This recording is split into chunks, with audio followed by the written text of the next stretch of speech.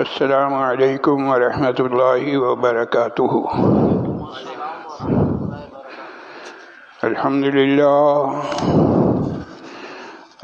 للہ نحمده ونستعینه ونستغفره ونؤمن به ونتوکل علیہ ونعوذ باللہ من شرور انفسنا ومن سیئات اعمالنا ونعوذ باللہ من شرور انفسنا ومن سیئات اعمالنا ونعوذ باللہ من شرور انفسنا ومن سیئات اعمالنا من يهده اللہ فلا مضل له ومن يضلله فلا هادي له ونشهد أن لا إله إلا الله وحده لا شريك له ونشهد أن سيدنا وسندنا ونبينا ومولانا محمدا عبده ورسوله صلی اللہ تعالی علی خیر خلقہ محمد وعلی آلہ وصحبہ اجمعین وبارک وسلم تسلیما کثیرا کثیرا اما بعد فاعوذ باللہ من الشیطان الرجیم بسم اللہ الرحمن الرحیم أفلا ينظرون إلى الإبل كيف خلقت وإلى السماء كيف رفعت وإلى الجبال كيف نصبت وإلى الأرض كيف سطحت آمنت بالله صدق الله مولانا العظيم وبلغنا رسوله النبي الكريم ونحن على ذلك من الشاهدين والشاكرين والحمد لله رب العالمين جزا الله عنا محمدا صلى الله عليه وسلم ما هو أهله جزا الله عنا محمدا صلى الله عليه وسلم ما هو أهله جزا اللہ عنا محمدا صلی اللہ علیہ وسلم ما هو اہلہ۔ بزرگان محترم اور برادران عزیز، قرآن کریم کے 30ویں سپارے کی سورہ غاشیہ کی مختصر سی 4 آیتیں آپ کے سامنے تلاوت کی ہیں۔ یہ 4 آیات کی تلاوت اگر یہ کہا جائے کہ صرف برکت کے لیے ہے، اور آج جو موضوع ہم نے اختیار کیا ہے بظاہر اس موضوع سے ان آیات کا تعلق نہیں ہے، لیکن کچھ تھوڑا بہت تعلق انشاءاللہ نکل ہی آئے گا، اور گفتگو کے دوران آپ کو بھی اندازہ ہو جائے گا کہ آیات کس مناسبت سے پڑھی گئی ہیں۔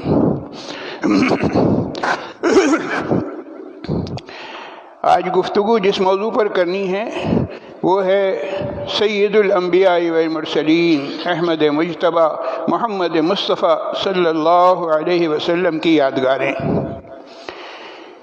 ایک امتی کو اپنے پیارے نبی صلی اللہ علیہ وسلم سے والہانہ اور عاشقانہ قسم کی محبت ہے۔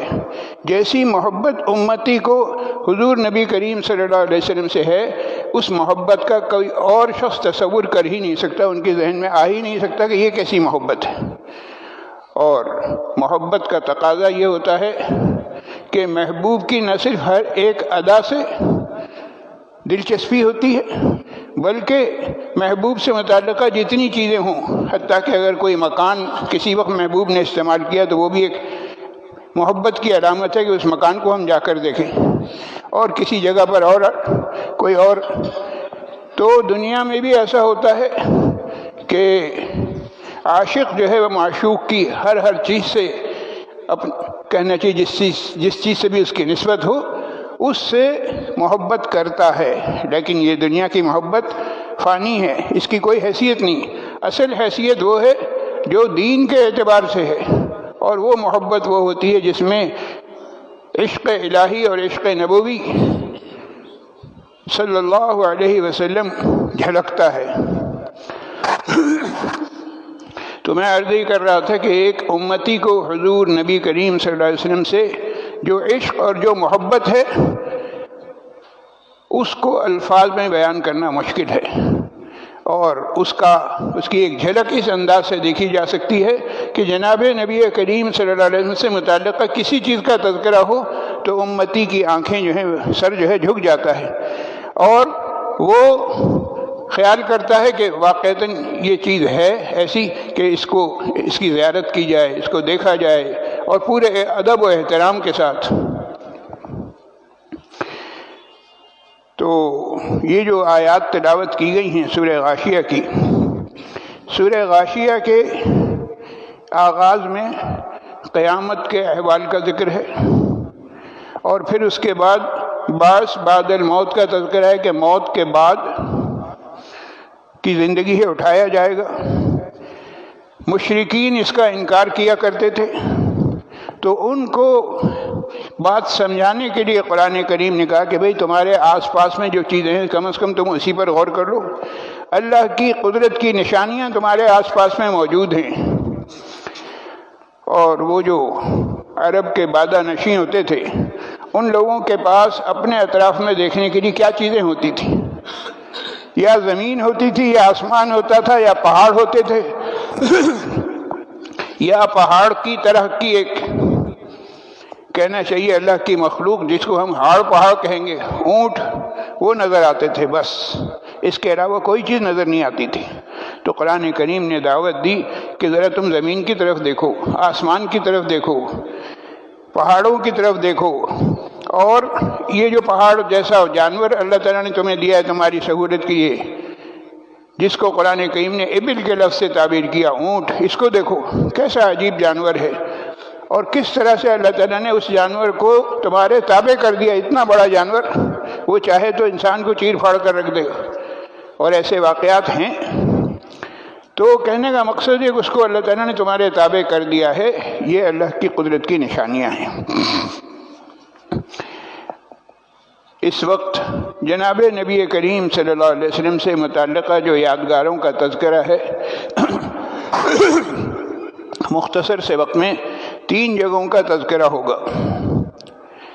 جناب نبی کریم صلی اللہ علیہ وسلم جب مکہ مکرمہ سے تشریف لے چلے ہجرت کے ارادے سے مدینہ منورہ کی طرف، تو سفر ہجرت کے دوران یکے بعد دیگر ان 3 جگہوں کا ذکر آتا ہے۔ پہلی جگہ اس کا نام ہے وادی القریٰ۔ یہ مکہ مکرمہ سے مدینہ منورہ جاتے ہوئے ایک روڈ ہے، اس کا نام ہے شارع الحجرہ۔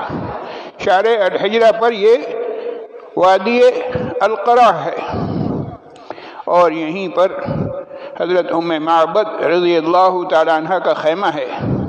خیمہ لگا ہوا تھا اس وقت جب حضور نبی کریم صلی اللہ علیہ وسلم ہجرت فرما رہے تھے، تو اسی وادی کے قریب میں ام معبد کا خیمہ تھا، اور اس خیمے کے باہر ایک بکری کھڑی تھی، دبلی پتلی لاغر کمزور، جس کے پاس دودھ بھی نہیں تھا، اس کے تھن سوکھے ہوئے تھے۔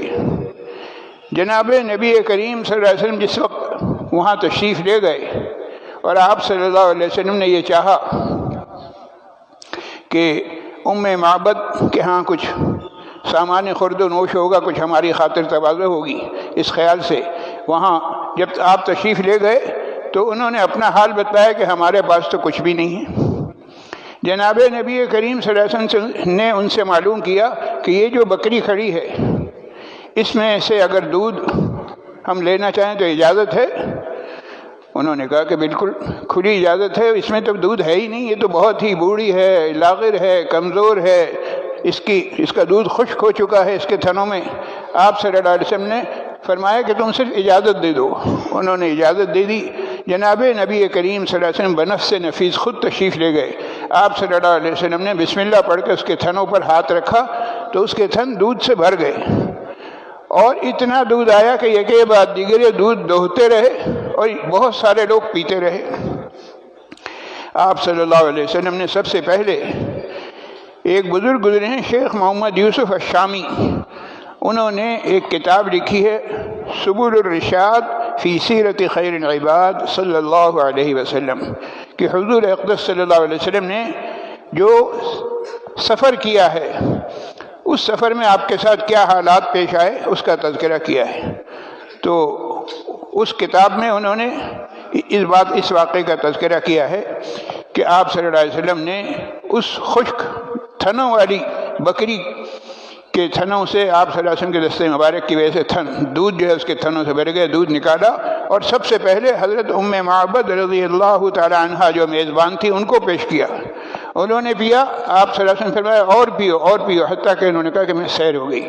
پھر آپ صلی اللہ علیہ وسلم نے اپنے رفقا کو دیا، یہ کہ بعد دیگر تمام ساتھی سیر ہو کر سب پی چکے، اور جناب نبی کریم صلی اللہ علیہ وسلم نے سب سے آخر میں نوش فرمایا۔ آپ صلی اللہ علیہ وسلم کا عمل یہ بتا رہا ہے کہ کوئی بھی چیز، کوئی شخص جب لوگوں کو پلا رہا ہو، پانی پلا رہا ہو، شربت پلا رہا ہو، دودھ پلا رہا ہو، تو آداب میں سے ایک ادب یہ بھی ہے کہ ساقی یعنی پلانے والا شروع میں نہیں پیے گا، وہ سب سے آخر میں پیے گا۔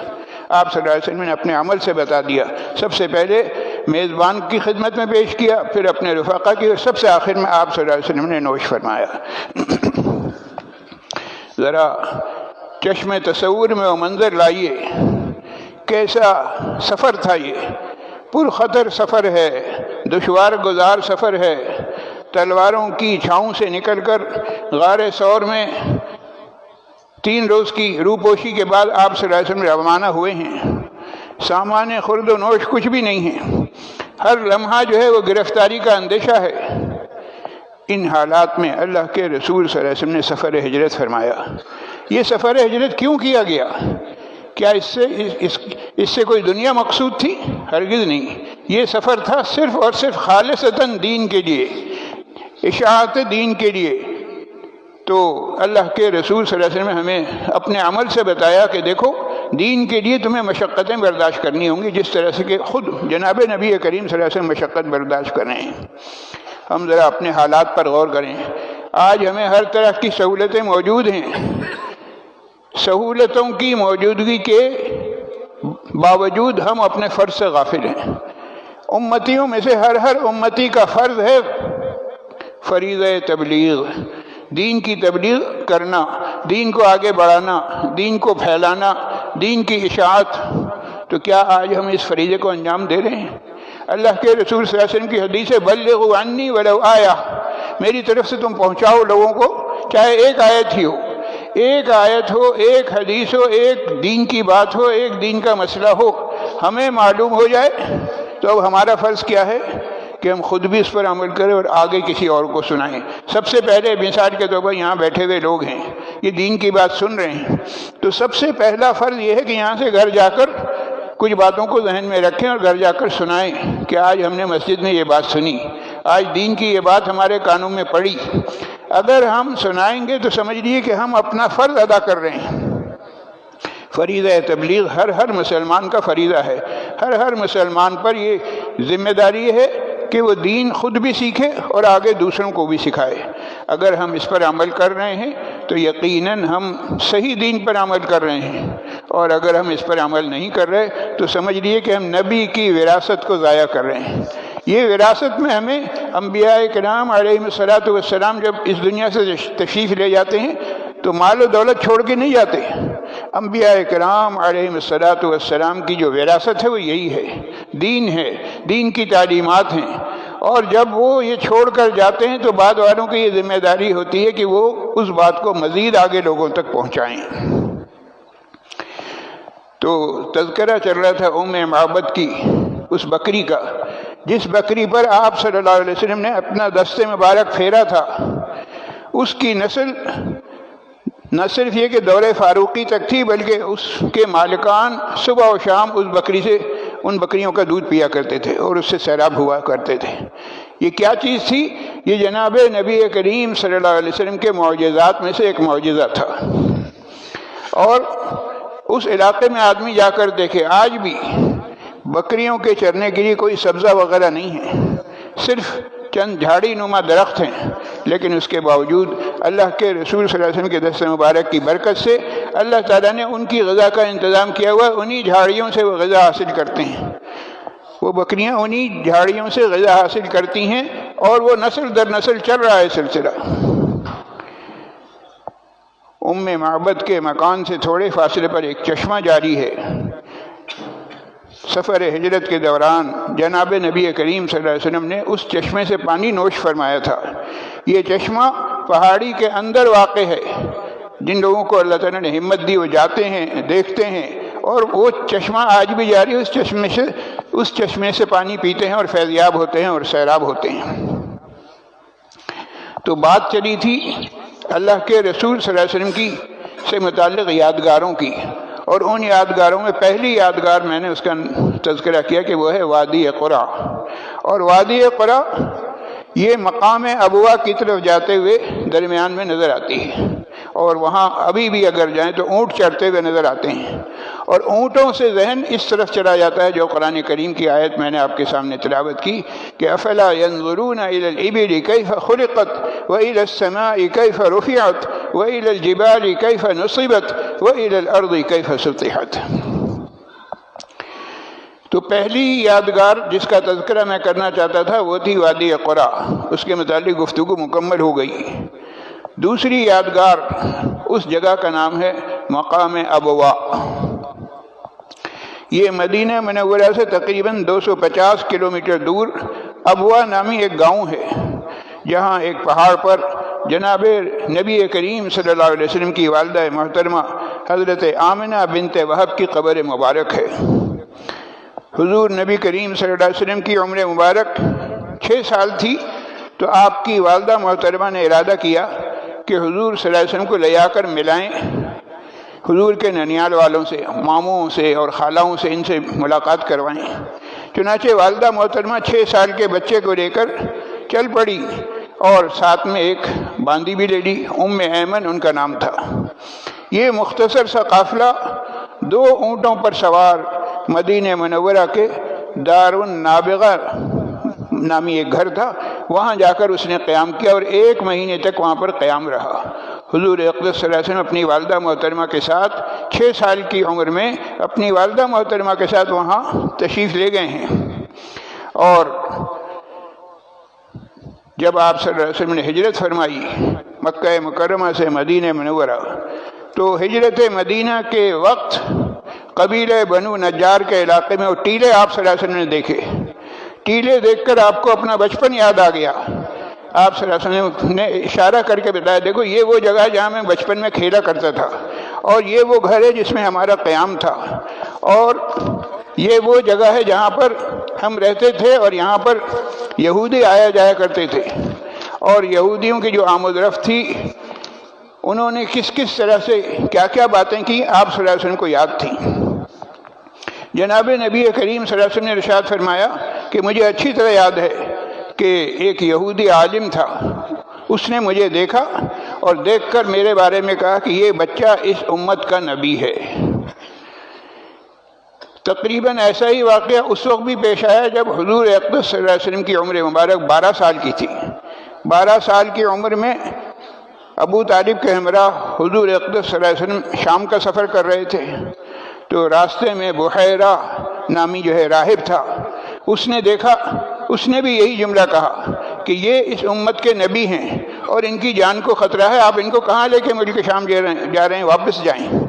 اور وہ جو 6 سال کی عمر میں اپنی والدہ کے ساتھ دیکھا تھا، اس وقت بھی جس یہودی عالم نے دیکھا تھا اس نے یہی کہا تھا کہ تم اس چھوٹے سے بچے کو لے کے کہاں جا رہی ہو، یہ اس کی جان کو خطرہ ہے، اس کو لے جاؤ واپس۔ چنانچہ والدہ محترمہ اس وقت بھی واپس ہو گئی تھی، اور 12 برس کی عمر میں پھر دوبارہ ابو طالب کے ساتھ جا رہے تھے، تو اس وقت بھی ایسے ہی واقعات پیش آئے، اور اس قسم کے بے شمار واقعات ہیں۔ یہودی اور عیسائی عالموں نے پچھلی کتابوں میں حضور اقدس صلی اللہ علیہ وسلم کے احوال موجود تھے، انہیں دیکھ کر جناب نبی کریم صلی اللہ علیہ وسلم کو پہچان لیا تھا اور تصدیق کی تھی کہ یہی آخری نبی ہوں گے۔ اس قسم کے واقعات میں ایک واقعہ بالکل اس وقت کا ہے جب وحی آپ پر نازل ہوئی تھی، تو اس وقت آپ صلی اللہ علیہ وسلم پریشان تھے، اس وقت ورقہ بن نوفل یہ عیسائی تھے، ان کو جب حالات معلوم ہوئے تو انہوں نے کہا کہ یہ اللہ کے آخری نبی ہیں اور ان پر یہ جو کیفیت ہے یہ وحی کی کیفیات ہیں۔ اسی طرح سے حبشہ کے بادشاہ نجاشی نے حضرت علی کے بھائی حضرت جعفر طیار رضی اللہ تعالیٰ عنہ کی زبانی جناب نبی کریم صلی اللہ علیہ وسلم کے جب حالات سنے تو حالات سن کر وہ ایمان لے آئے۔ اور اسی طرح سے حضرت سلمان فارسی رضی اللہ تعالیٰ عنہ جن کا تعلق ایک مجوسی خاندان سے تھا، آتش پرست تھے، پھر عیسائیت کے بہت بڑے عالم بن گئے، اور عالم بننے کے بعد حضور اقدس صلی اللہ علیہ وسلم کی خدمت میں جب آئے تو نشانیاں دیکھی، وہ تمام نشانیاں موجود تھیں، ان نشانیوں کو دیکھ کر وہ ایمان لے آئے۔ ایک اور واقعہ حضرت عبداللہ بن سلام رضی اللہ تعالیٰ عنہ کے قبول اسلام کا واقعہ ہے۔ یہ یہود کے بہت بڑے عالم تھے اور انہوں نے بھی کتابوں میں پڑھ لیا تھا کہ حضور اقدس صلی اللہ علیہ وسلم کی کیا کیا نشانیاں ہیں، وہ تمام نشانیاں پوری ہوتی دیکھ کر حضرت عبداللہ بن سلام رضی اللہ تعالیٰ عنہ یہ بھی ایمان لے آئے تھے۔ روم کا بادشاہ قیصر روم اگرچہ ایمان نہیں لایا، لیکن اس نے جناب نبی کریم صلی اللہ علیہ وسلم کی رسالت کی تصدیق کی تھی۔ اتنے سارے لوگ مان رہے ہیں، اس کے باوجود یہودی اور عیسائی کیوں نہیں حضور اقدس صلی اللہ علیہ وسلم کی رسالت کو تسلیم کر رہے تھے؟ اس کی بنیادی وجہ تھی حسد۔ ان کا خیال یہ تھا کہ نبوت تو صرف بنی اسرائیل میں ہی آئے گی، بنو اسماعیل میں نہیں آئے گی۔ اب جب بنو اسماعیل میں سے حضور اقدس صلی اللہ علیہ وسلم نے حضور صلی اللہ علیہ وسلم کو نبوت ملی اور آپ مبعوث ہوئے تو یہود و نصارہ نے اس کا انکار کیا۔ کیوں انکار کیا؟ قرآن کہہ رہا ہے حسدا من عند انفسہم، یہ ان کو حسد ہے، حالانکہ قرآن خود کہہ رہا ہے کہ یعرفونہ کما یعرفون ابناءہم، یہ حضور اقدس صلی اللہ علیہ وسلم کو ایسا پہچانتے ہیں جیسے اپنی سگی اولاد کو پہچانتے ہیں۔ تو ایک بعد دیگرے حضور اقدس صلی اللہ علیہ وسلم کی جو نشانیاں تھیں انہیں دیکھ کر جن کی قسمت میں ایمان لانا تھا وہ ایمان بھی لائے، اور جو بدقسمت تھے وہ بجائے ایمان لانے کے، بجائے حضور صلی اللہ علیہ وسلم کا ساتھ دینے کے، آپ صلی اللہ علیہ وسلم کے دشمن بھی بن گئے۔ بہرحال تذکرہ چل رہا تھا مقام ابوا کا۔ حضور اقدس صلی اللہ علیہ وسلم اپنی والدہ محترمہ کے ساتھ واپس ہو رہے ہیں، جب مقام ابوا میں پہنچے تو آپ صلی اللہ علیہ وسلم کی والدہ محترمہ کا بلاوا آ گیا اللہ کی طرف سے۔ والدہ محترمہ فوت ہو گئیں۔ کل من علیہا فان ویبقى وجہ ربک ذو الجلال والاکرام، ہر دنیا کی ہر چیز کو فنا ہے، باقی رہنے والی ذات صرف اور صرف ذو الجلال والاکرام اللہ رب العزت کی ذات ہے۔ تو ذرا غور کیجئے کہ اتنا چھوٹا سا بچہ ہے، 6 سال کی عمر ہے، اتنی چھوٹی عمر میں والدہ محترمہ اس دنیا سے رخصت ہو گئیں، ان کے سایہ عاطفت سے آپ محروم ہو گئے۔ والدہ محترمہ کو جب سپرد خاک کیا جا رہا ہوگا تو حضور صلی اللہ علیہ وسلم کے قلب اطہر پر کیا بیتی ہوگی۔ 250 کلومیٹر دور طویل اور پرمشقت سفر کر کے ایک خادمہ کے ساتھ جب مکہ مکرمہ پہنچے ہوں گے تو آپ صلی اللہ علیہ وسلم کے کیا احساسات ہوں گے۔ اس وقت تو عمر مبارک 6 سال تھی۔ اب آپ اندازہ لگائیے کہ حضرت ابو ہریرہ رضی اللہ تعالیٰ عنہ بیان فرماتے ہیں کہ سفر ہجرت کے بعد ایک مرتبہ جناب نبی کریم صلی اللہ علیہ وسلم اپنی والدہ ماجدہ کی قبر کی زیارت کے لیے تشریف لے گئے، صحابہ بھی ساتھ تھے۔ حضور اقدس صلی اللہ علیہ وسلم جب اپنی والدہ محترمہ کی قبر پر پہنچے تو آپ رونے لگے، اور آپ کی وجہ سے آپ کے ساتھیوں پر بھی گریہ طاری ہو گیا۔ یہ کیا چیز تھی؟ یہ ماں کی محبت تھی، اور اللہ کے رسول صلی اللہ علیہ وسلم ماں کی محبت کی وجہ سے ماں کی جدائی میں سمجھ لیجیے کہ آپ صلی اللہ علیہ وسلم کی آنکھوں سے آنسو جاری ہو گئے تھے۔ اور تیسرا وہ مقام جس کا ہم آج تذکرہ کرنا چاہتے ہیں، وہ مشہور جگہ ہے جو مقام بدر کہلاتی ہے، اور یہ وہ جگہ ہے جہاں پر کفار سے مقابلہ ہوا تھا۔ ایک طرف 313 کا لشکر تھا 79 لوگوں کا، اور دوسری طرف ہزاروں کا لشکر تھا مسلح۔ اور وہیں قریب میں اس وقت بھی ایک مسجد ہے جو مسجد عریش کہلاتی ہے۔ عریش عربی زبان میں کہا جاتا ہے چھپر کو۔ تو میدان جنگ میں حضور اقدس صلی اللہ علیہ وسلم کے لیے ایک چھپر تیار کیا تھا، آپ صلی اللہ علیہ وسلم اس چھپر سے پورے لشکر کی کمانڈ کر رہے تھے، ہدایات دے رہے تھے۔ اور پھر وہیں قریب میں وہ بدر کا کنواں بھی ہے، جسے کتب حدیث میں قلب بدر کہا گیا ہے۔ اس میں مشرکین کے سرداروں کو گھسیٹ گھسیٹ کر پھینکا جا رہا تھا۔ ان کا منصوبہ تھا کہ اسلام اور اہل اسلام کو ختم کر دیا جائے، جڑ سے ختم کر دیا جائے، بالکل مٹا دیا جائے۔ اللہ رب العزت نے انہی کے بنائے ہوئے جال میں انہیں پھنسا دیا، اور یہ ذلت و خواری اور رسوائی ان کے لیے ایک طرح سے نقطۂ آغاز تھی، اور اس کے بعد ایک بعد دیگرے وہ کہنا چاہیے کہ شکست پر شکست کھاتے رہے، اور اسلام کو اللہ تعالیٰ نے شان و شوکت، عروج اور غلبہ عطا فرمایا۔ میں نے جو باتیں عرض کی ہیں ان تمام باتوں کا خلاصہ یہی ہے کہ اللہ کے رسول صلی اللہ علیہ وسلم کی ایک ایک چیز سے امتیوں کو محبت ہے، اور اللہ تعالیٰ مجھے بھی لے جائے، آپ کو بھی لے جائے، حرمین شریفین کی زیارت اللہ تعالیٰ بار بار کروائے۔ تو جس وقت بھی مسلمان جاتے ہیں زیارت حرمین شریفین کے لیے، خاص طور سے مدینہ منورہ، تو زیارتوں کے لیے جاتے ہیں، یہ مقام بدر پر جاتے ہیں، مقام احد پر جاتے ہیں، وغیرہ وغیرہ۔ ان تمام جگہوں پر مسلمان کیوں جاتے ہیں؟ اس لیے کہ اللہ کے رسول صلی اللہ علیہ وسلم سے محبت ہے۔ محبت کے اظہار کے جہاں اور طریقے ہیں وہاں یہ بھی طریقے ہیں۔ پھر یہ کہ وہاں جا کر شہدائے بدر، شہدائے احد، ان کی نسبت سے دعائیں کرتے ہیں اور دعائیں قبول ہوتی ہیں۔ اللہ تعالیٰ بار بار ہمیں وہاں لے جائے اور حضوری والی حاضری نصیب فرمائے، اور جناب نبی کریم صلی اللہ علیہ وسلم سے نسبت والی ایک ایک چیز سے اللہ تعالیٰ ہمیں محبت نصیب فرمائے۔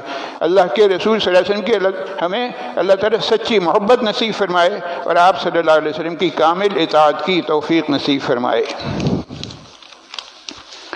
جناب انعام الہی صاحب کے پوتے ڈاکٹر تسکین خان صاحب، شاہ نواز خان صاحب، یحییٰ صاحب، سلیمان صاحب،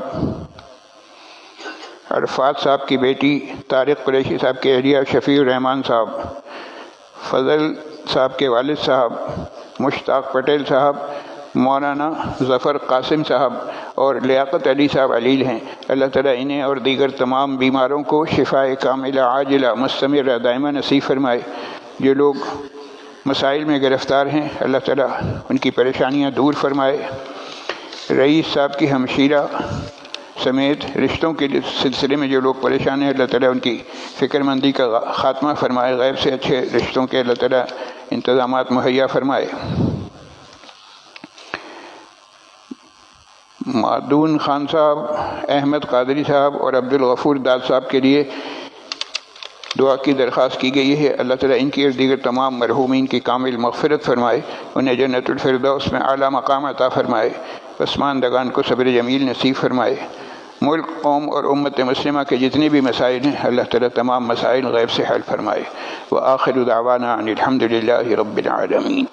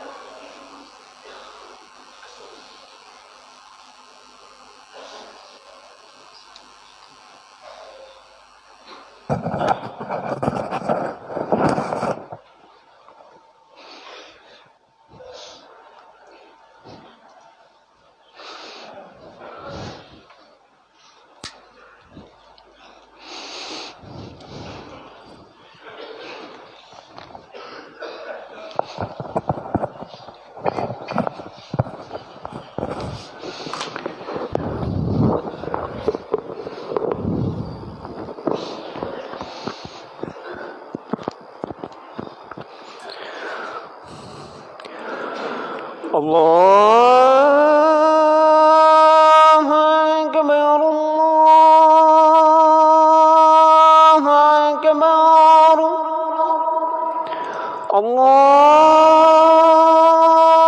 الله أكبر الله أكبر أشهد أن لا إله إلا الله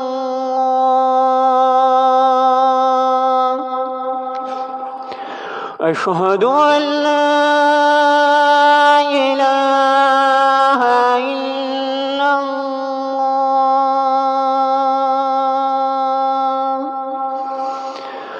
أشهد أن محمدا رسول الله أشهد أن محمدا رسول الله حي على الصلاة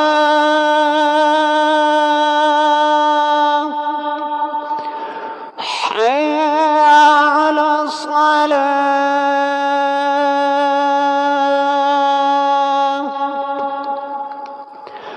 حي على الفلاح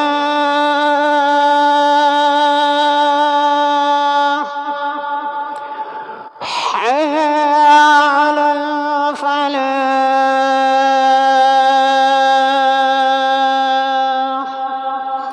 الله أكبر الله أكبر لا إله إلا الله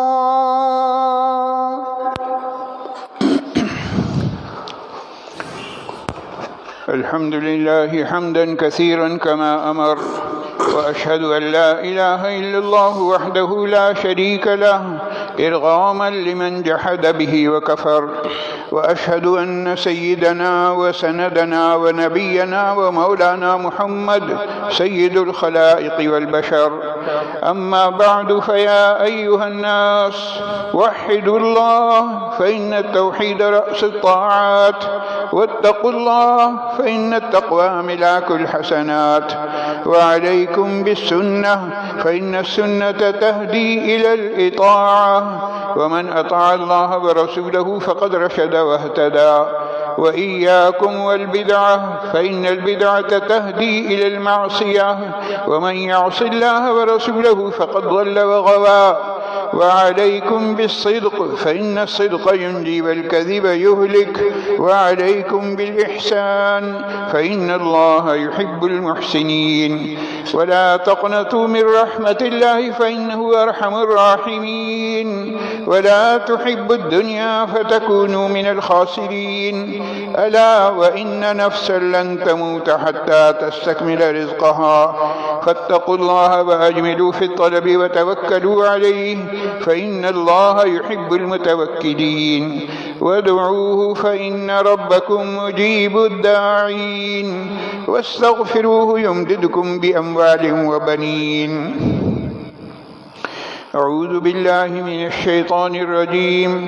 وقال ربكم ادعوني أستجب لكم إن الذين يستكبرون عن عبادتي سيدخلون جهنم داخرين. بارك الله لنا ولكم في القرآن العظيم، ونفعنا وإياكم بالآيات والذكر الحكيم. إنه تعالى جواد كريم ملك بر رؤوف رحيم.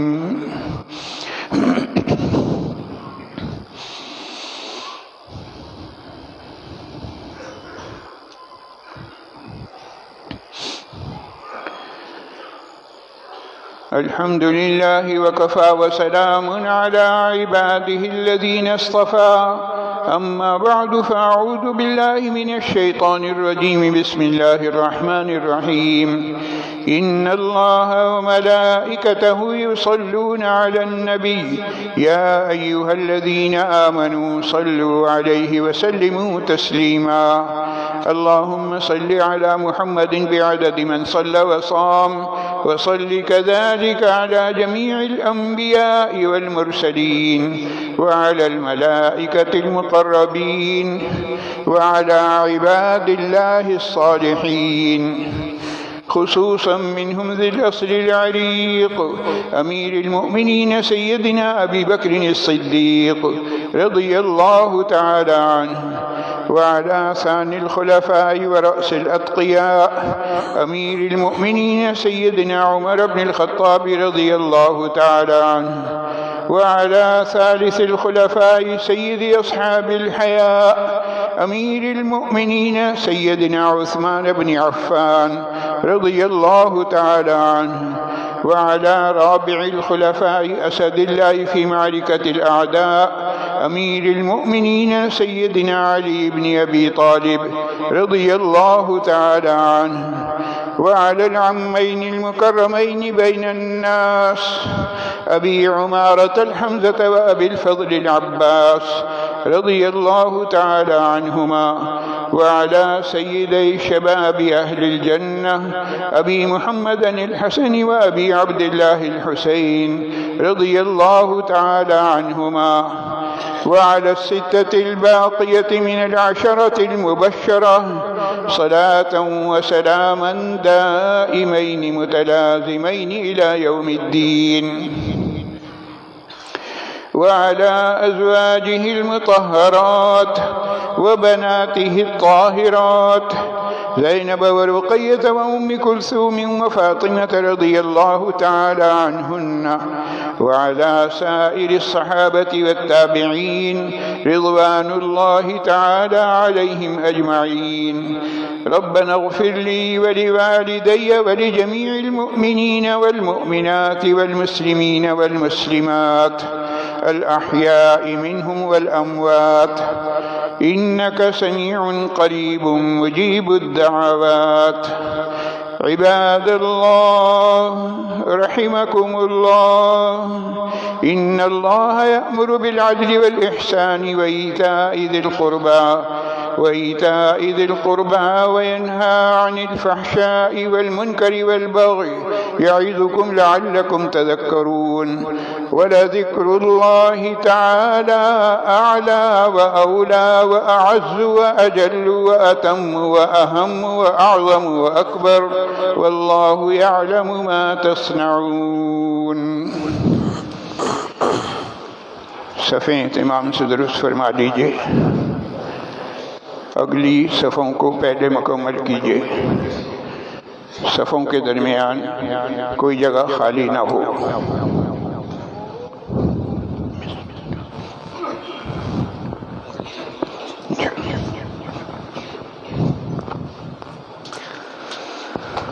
الله أكبر الله أكبر الله أكبر الله أكبر.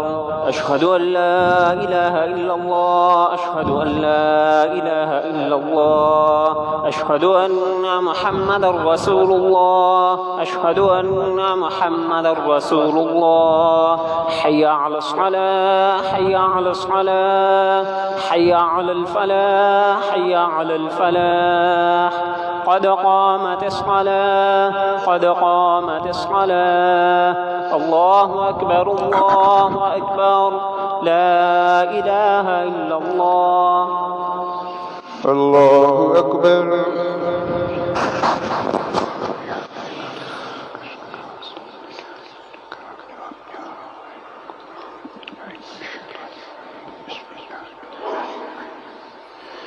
الحمد لله رب العالمين الرحمن الرحيم مالك يوم الدين إياك نعبد وإياك نستعين اهدنا الصراط المستقيم صراط الذين أنعمت عليهم غير المغضوب عليهم ولا الضالين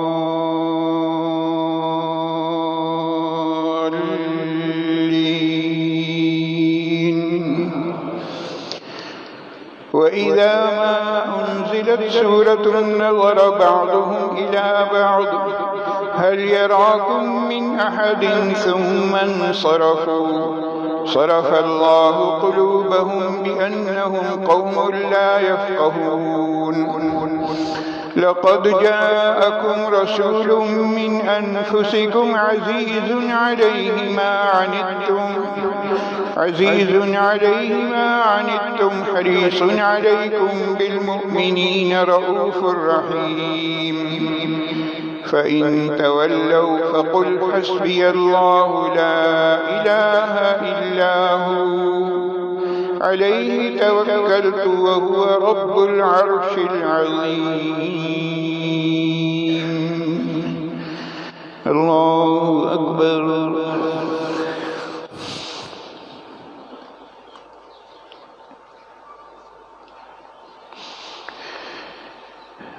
سمع الله لمن حمده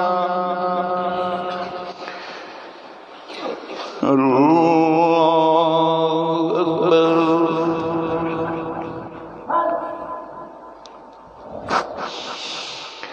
الله أكبر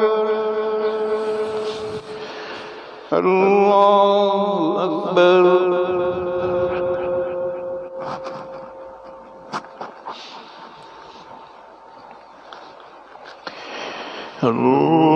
الله أكبر الحمد لله رب العالمين الرحمن الرحيم مالك يوم الدين إياك نعبد وإياك نستعين اهدنا الصراط المستقيم صراط الذين أنعمت عليهم غير المغضوب عليهم ولا الضالين قل ادعوا الله أو ادعوا الرحمن أيما تدعوا فله الأسماء الحسنى ولا تجهر بصلاتك ولا تخافت بها وابتغ بين ذلك سبيلا وقل الحمد لله الذي لم يتخذ ولدا ولم يكن له شريك في الملك ولم يكن له ولي من الذل وكبره تكبيرا الله أكبر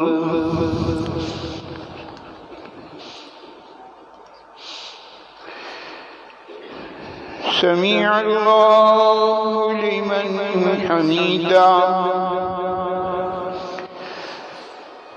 الله أكبر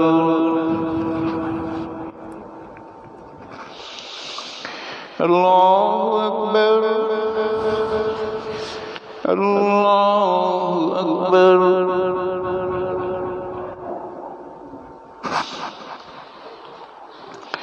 الله أكبر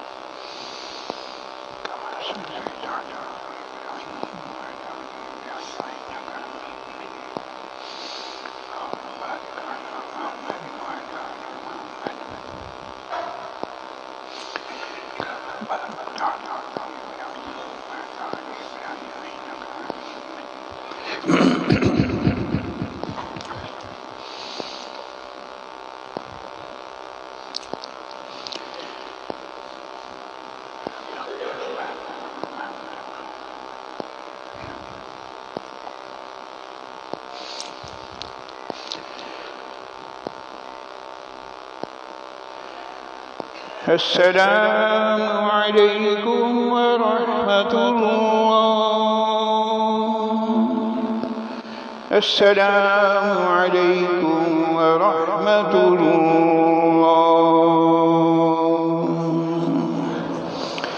الله أكبر الله أكبر الله لا إله إلا الله لا إله. استغفر الله استغفر الله استغفر الله.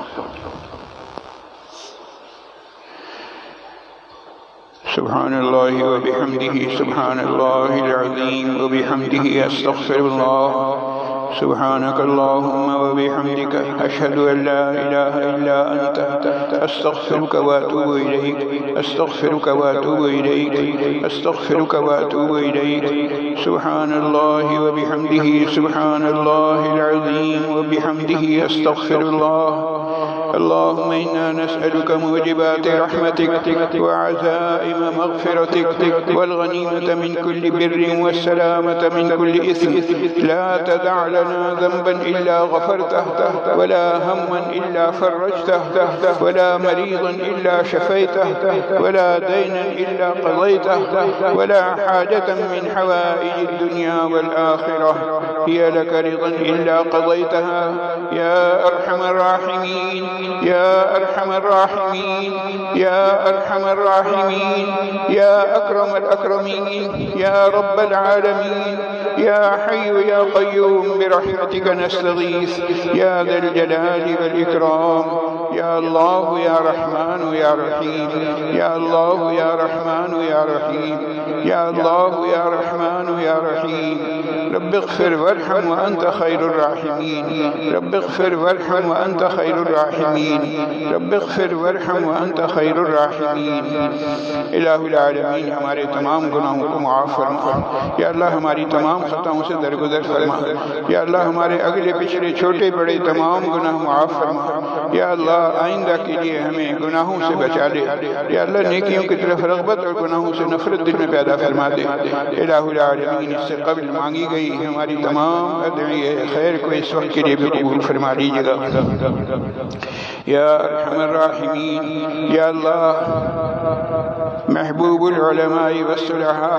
یا اللہ ہمارے شیخ حضرت پیر ذوالفقار صاحب مدد اللہ العلی یا اللہ علیل ہیں یا اللہ شدید علیل ہیں. یا اللہ غیب سے مدد فرما دیجئے.